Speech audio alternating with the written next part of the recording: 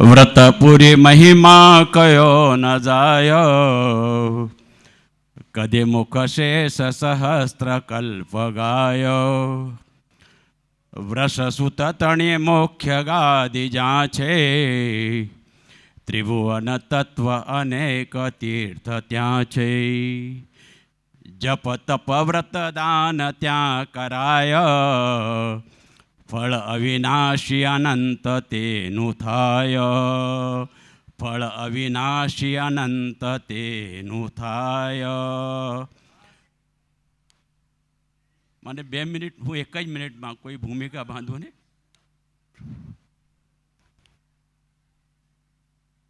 આ વડતાલ ધામનો મહિમા છે ને, જેટલો ગાઈએ એટલો ઓછો છે.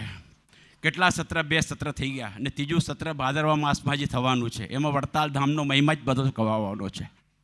અને વડતાલ ધામનો મહિમા એટલો બધો કે આખા પૃથ્વી ઉપર જેટલા તીર્થો છે, જેટલા તીર્થો છે, એ તીર્થોના દર્શન કરવામાં કેટલો સમય જાય.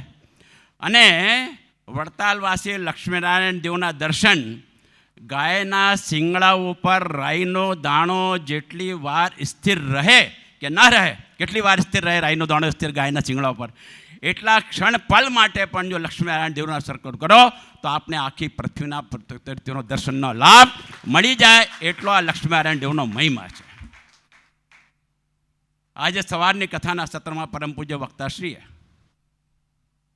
શરૂઆત 88,000 ઋષિમુનિઓથી કરી અને સંકાદિકનો પ્રસંગ લીધો.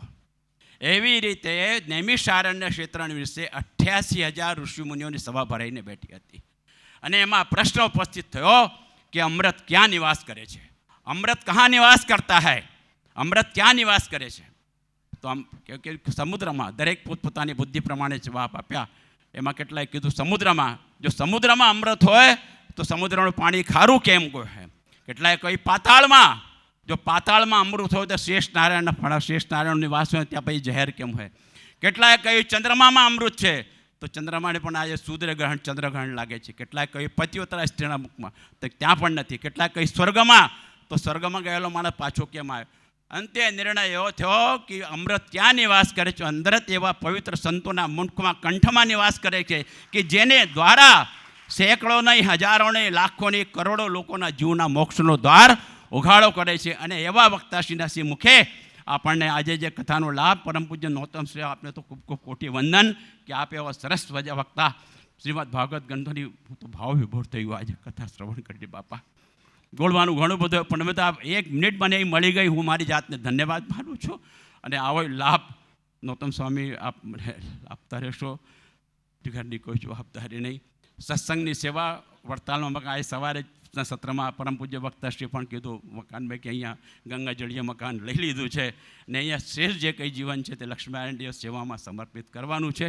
એટલી વાત કંઈ મારી વાણીને વિરામ. બોલો શ્રી સ્વામિનારાયણ ભગવાન.